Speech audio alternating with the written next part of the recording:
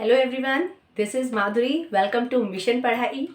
I hope सब लोग बहुत अच्छे होंगे और हमेशा की तरह मैं सबसे ये उम्मीद करती हूँ कि सब लोग अपनी पढ़ाई बहुत अच्छे से कर रहे होंगे।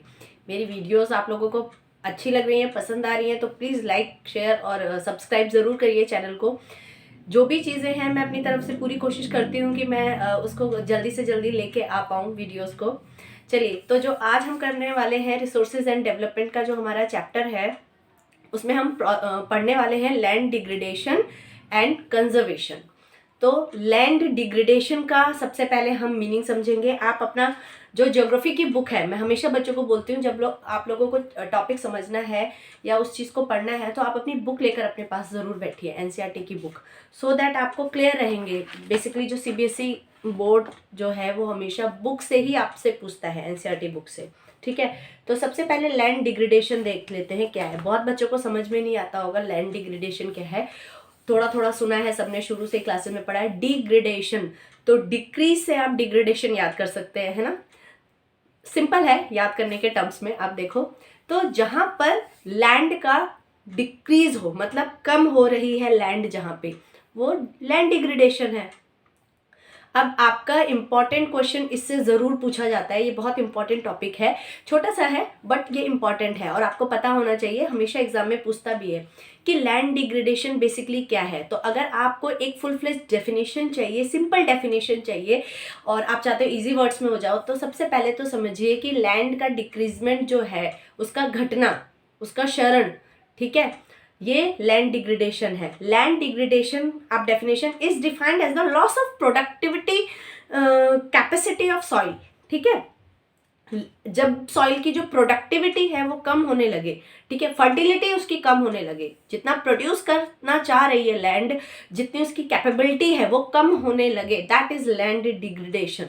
ठीक है, आपकी बुक में इसमें है कि 95%, जो अगर आप डाटा की बात करो, डाटा आपसे जब भी पूछेगा तो वो आपको क्वेश्चन में डिटेल देगा, ऐसे डायरेक्टली डाटा नहीं पूछेगा कितना है।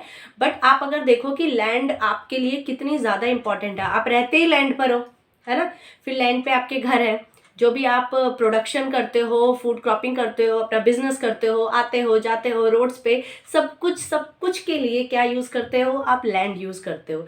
तो लैंड का जो लॉस हो रहा है जगह जगह पे, ऑब्वियसली उसके आपको रीजंस जानने की ज़रूरत है और फिर उन रीजंस को सॉर्ट आउट करने के लिए आपको ये देखना पड़ेगा कि क्या सॉल्यूशंस होने चाहिए जिससे ये लैंड डिग्रेडेशन ना हो। बिकॉज हम जो रह रहे हैं हमारे लिए तो लैंड इंपॉर्टेंट है ही है, और जो आने वाली जनरेशन है भाई, उसके लिए भी तो आप लैंड छोड़ेंगे। सारी लैंड को आप कट करके वहाँ इंडस्ट्रीज सेटअप कर देंगे, कंस्ट्रक्शन कर देंगे, सब कुछ कर देंगे, तो आने वाली जनरेशन के लिए लैंड कहाँ बचेगी। और आप खाओगे क्या अगर आप एग्रीकल्चर नहीं करोगे लैंड पर, तो है ना। तो ऑन होल सोल आपको लैंड को सेव करके रखना है। आपको लैंड की प्रोडक्टिविटी हमेशा इंक्रीज रहे, उसको आप किस तरह से बचा सकते हो, आप यूज करिए जो भी आपको चाहिए। आप देखो, आप शेल्टर के लिए यूज करते हो लैंड को, है ना। आप कपड़े आपको पहनने हैं तो ऑब्वियसली वो जो आपको फैब्रिक मिलता है वो आपका एग्रीकल्चर रॉ मटेरियल बहुत सारे इंडस्ट्रीज में यूज होता है। ब्रिजेस जिनको आप, ओवर ब्रिज जो आप बनाते हैं, ब्रिजेस जो बनाते हैं, अब मतलब ब्रिज तो बना रहे हैं और इतनी कमी हो रही है कि लोग ओवर ब्रिज भी बनाना शुरू कर रहे हैं, है ना। तो बहुत सारी चीज़ें हैं। चलिए देखिए, 95% of our basic needs for food, shelter and clothing are obtain from land. कहाँ से आती है, लैंड से आती है। और ह्यूमन एक्टिविटीज़ की वजह से जो है लैंड डिग्रेडेशन इतना ज़्यादा होता जा रहा है कि अब आप ये एक टेंशन की बात होती जा रही है। और देखो, ह्यूमन एक्टिविटीज़ तो जो कर रही हैं वो कर ही रही हैं, कई बार नेचुरल कैलामाइट्स भी आ जाती हैं, लैंडस्लाइड हो जाता है या कोई ऐसा बाढ़ आ गई, तूफान आ गया, उसमें भी आपकी जो सॉइल की फर्टिलिटी कितनी ज़्यादा जो है, जो टॉप सॉइल है वो आपकी कितनी ज़्यादा चली जाती है। तो वो भी एक तरह से लैंड डिग्रेडेशन ही है आपका। अब सबसे पहले देखते हैं कि इसके कॉजेज़ क्या हैं। ये आपको मैं सिंपल एक इसमें समझा देती हूँ। देखिए, लैंड डिग्रेडेशन के कॉजेज क्या हैं। तो देखिए, कॉजेज में डिफॉरेस्टेशन हो गया। डिफॉरेस्टेशन मतलब आप फॉरेस्ट की कटिंग कर रहे हैं, उनको काट के आप वहाँ पे सेटअप कर रहे हैं जो भी चीज़ें आपको चाहिए, दैट इज डिफॉरेस्टेशन। ठीक है, ओवर ग्रेजिंग, आप अपने पशुओं को, अपने एनिमल्स को, अपने उनके चारे के लिए ज़्यादा से ज़्यादा, मतलब उतनी घास है नहीं वहाँ पर। कई बार क्या होता है, जानवर चरते चरते क्या ना, मिट्टी की जो ऊपरी परत है वो भी निकल जाती है, ग्रास के थ्रू। अब भाई उसमें घास है नहीं और उनको आपने चरने के लिए छोड़ दिया है जानवरों को। बहुत सारे ऐसे चरवाहे हैं, ऐसे पेस्टोरल्स हैं जो जाके जो अपने जानवरों को छोड़ देते हैं जंगलों में और जगहों पर। तो वो क्या कर रहे हैं, वो जो फॉरेस्ट में जो मिट्टी है, जो प्लांट्स हैं, उन सबको जब वो खाते हैं तो उसके साथ बहुत सारी मिट्टी क्या है, वो वेस्ट भी हो जाती है, खराब भी हो जाती है ना।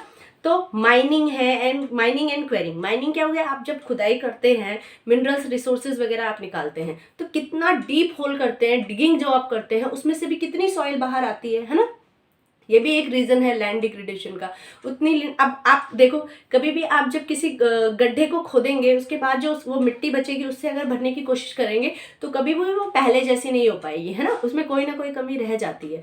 तो ये जो डिगिंग है करते हैं आप, माइनिंग और क्वेरिंग, इससे भी बहुत ज़्यादा लॉस होता है सॉइल का। Now coming on over irrigation. Over irrigation क्या है, इरिगेशन आपको पता है पानी देना प्लांट्स को, सिंचाई जो है। अब आप बहुत ज़्यादा ओवर कर रहे हैं उस चीज़ को, तो ऑब्वियसली ओवर तो किसी भी चीज़ का अच्छा नहीं होता है। जब आप जितना पानी सॉइल को चाहिए आप उससे ज़्यादा देंगे तो ऑब्वियसली उसकी जो ऊपर ही लेयर है वो क्या होती जाएगी, वो हटती चली जाएगी। तो एक जो सबसे ज़्यादा फर्टिलिटी उसकी जो टॉप सॉइल है उसमें होती है, अगर वो ही उसके साथ चली जा रही है, पानी के साथ बह जा रही है, तो फिर वो कहाँ बचेगी, है ना। नाउ मिनरल प्रोसेसिंग इंडस्ट्रीज, जितनी भी मिनरल प्रोसेसिंग इंडस्ट्रीज है वो क्या करती हैं, अपना वेस्ट, कूड़ा करकट सब उठा के लैंड पे डाल देती हैं।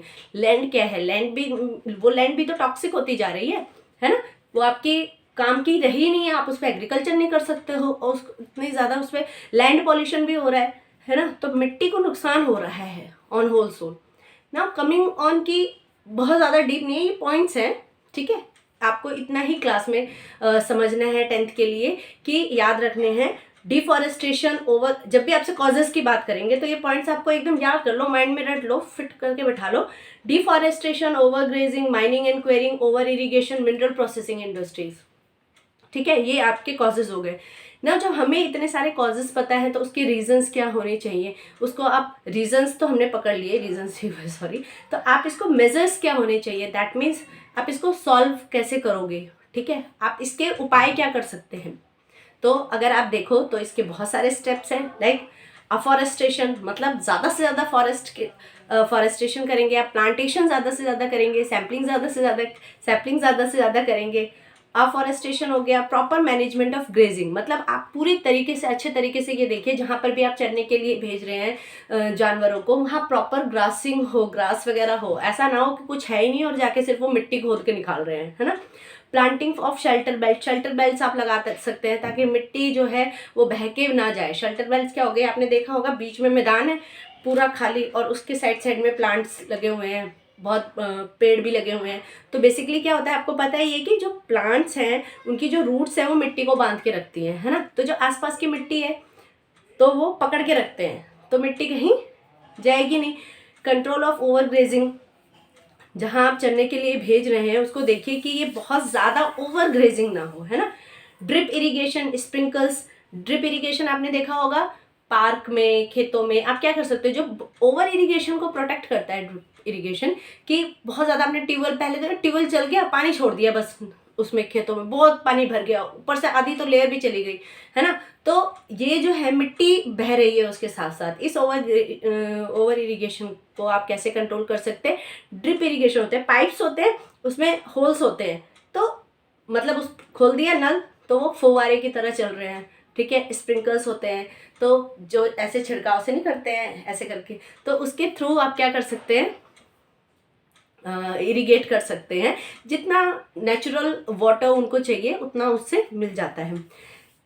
Stabilising of sand dunes by growing thorny bushes. अब जो डेजर्ट एरिया है वहाँ पे आप क्या कर सकते हो, या जहाँ की जो सॉइल है वो एरिड है, वो कैसे एरिड एरियाज में आप क्या कर सकते हो, वहाँ पे आप सैंड ड्यून्स बना सकते हो। जो ढेर नहीं होते हैं सैंड के, उनको बना के उसमें थोड़ा सा पानी और थोड़ी आप फर्टिलिटी ऐड करके, थॉर्नी बुशेस भी आपने देखा होगा कि वो अपने आप गेन कर लेता है। जो एटमॉस्फेयर होता है, हमारा इकोलॉजिकल सिस्टम ऐसा है कि जहाँ पर पानी की कमी है ऑब्वियसली वहाँ पे थॉर्नी बुशेस हो जाती हैं, तो वो भी कंट्रोल करती हैं वो उड़ने से, बहने से मिट्टी को, है ना।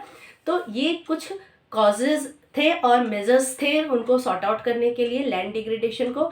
तो इनको आप देख सकते हैं पॉइंट्स, और बहुत अच्छे पॉइंट्स हैं याद करने के टर्म से। मैंने छोटा सा वीडियो बनाया है इस पर, बहुत लंबा टॉपिक को नहीं खींचेंगे। एनसीईआरटी की बुक का ये para land degradation and conservation 2 बार पढ़िए, अच्छे से पढ़िए और ये वीडियो देखिए, इसको समझिए, बहुत अच्छे से आपको वीडियो आ जाएगी समझ में, आपको चैप्टर क्लियर हो जाएगा। और मैं बहुत लंबा नहीं खींचती हूँ ताकि बच्चे शॉर्ट में चीज़ों को समझ ले। आई होप आपको समझ आ गया होगा। तो मिलते हैं नेक्स्ट वीडियो में नेक्स्ट टॉपिक क्लियर करते हैं। Thank you, bye, have a nice day.